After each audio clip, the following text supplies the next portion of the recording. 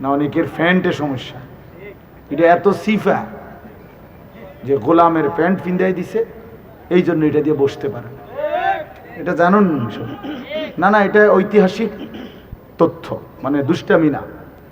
যাদের প্যান্ট সিফা, এটা হলো গোলামের পোশাক, মানে কৃতদাসের পোশাক। হ্যাঁ, এটা হলো আফ্রিকান, যাদেরকে দিয়ে পৃথিবীতে কৃতদাসের কাজ করাইতো, অর্থাৎ এই ভেড়া, বকরি, উট, দুম্বা এগুলো লালন পালনের কাজ করাইতো। তো তাদেরকে এরকম এই সিফা প্যান্ট ফিনে, মানে টাইট, কেন? যাতে বসতে না পারে। হ্যাঁ সত্যি, এটা ঐতিহাসিক কথা। যাতে বসতে না পারে, কাজে যাতে ফাঁকি দিতে না পারে, এই জন্য এদেরকে এই চিপা প্যান্ট এটা পরায় দিছে। নাহলে এটা কোনোভাবেই সুস্থ স্বাভাবিক কোনো মানুষের পোশাক না। সামান্যতম সুস্থতা আছে যার ভিতরে, সে এত টাইট এটা পরে কীভাবে? তারা হাঁটে কেমনে, বসে কেমনে, পেশাব পায়খানার জরুরত আছে মানুষের, তাইলে এটা পড়া মানে দাঁড়াইয়া প্রস্রাব করা ছাড়া তো অন্য কোনো সিস্টেম নয়, নাহলে এটা সে কীভাবে বসবে? তাইলে এত কষ্ট করে মানুষের পোশাক আল্লাহ তাআলা নাজিল করেছেন। ইয়া বনি আদমা কাদ আনজালনা আলাইকুম লিবাসান, কোরআন শরীফে আছে। আল্লাহ বলেন, হে বনি আদম, আমি আল্লাহই তোমাদের উপরে পোশাক নাজিল করেছি। পোশাক আল্লাহর দেওয়া। এই যে মানুষ পোশাক পরার এই অনুভূতি, এটা আল্লাহর দেওয়া। আদম আলাইহিস সালামকে আল্লাহ তাআলা সৃষ্টি করে পোশাক ছাড়া পেশ করে নাই ফেরেশতাদের সামনে। কি মনে হয় আপনার? খোলামেলা, বুঝছেন না কথাটা? তো ওনার গায়ে কি ছিল? পোশাক ছিল। তো আল্লাহ তাআলা যখন থেকে আদমকে সৃষ্টি করলেন, তখন থেকে আদমের গায়ে পোশাকও দিলেন। সেই থেকেই পোশাক। ইউয়ারি সাওআতিকুম ওয়ারিশা, এটা স্পষ্ট। আল্লাহ বলছে দুইটা উদ্দেশ্যে পোশাক দিলাম। এক, এটা তোমাদের লজ্জা ঢেকে দিবে, আর ওয়ারিশা, এটা তোমাদের সৌন্দর্যের উপকরণ হবে। তাহলে এটার মধ্যে একটা আর্ট আছে, সৌন্দর্য আছে। এটা লজ্জা ঢাকবে। এখন যদি লজ্জাই না ঢাকে, এটা যদি সতরই না ঢাকে, তো এটা হলো কি?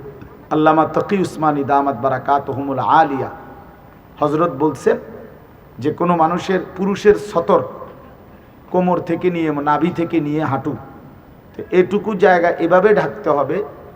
একে তো মোটা হইতে হবে কাপড়, যাতে করে পাতলার কারণে চামড়া দেখা না যায়।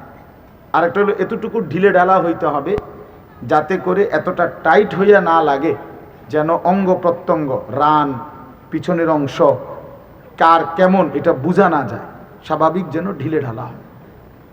নাই তো এটা কি হয় না? পোশাক হয় না। একবারে শরীর সাইজ কাইটা বানানো, এটা কোনোভাবেই সৌন্দর্য না। তো এই জন্য এটা গুরুত্বপূর্ণ বিষয়। এটা বলে অনেক সময় অনেকেরই দেখি, এই বেচারা আমাদের সাথেও কোনো সময় দেখা করতে আসলে মাদ্রাসায়, মনে করেন মাহফিলের দাওয়াত দিতে আসছে অথবা এমনি দেখা করতে, তো আমাদের তো নিচে বসতে হয়, চেয়ার টেবিল নাই। তো এই নিচে বসতে কইলে আর বই তারা এটারে টানতে টানতে ফ্যান জান শেষ।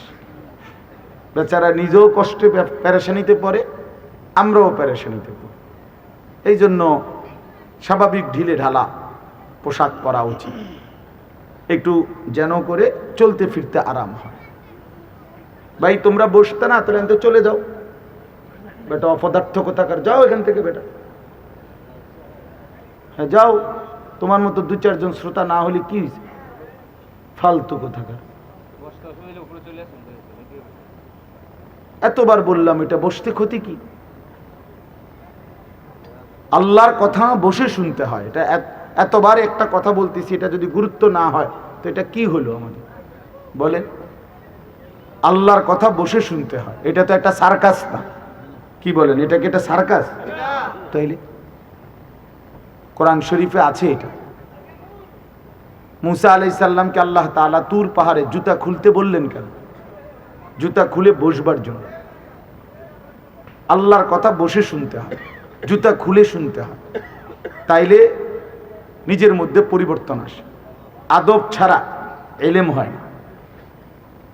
কোরআন সুন্নাহর যে জ্ঞান, এই জ্ঞানের জন্য আদব জরুরি, অন্য পড়ার জন্য এটা এতটা জরুরি না।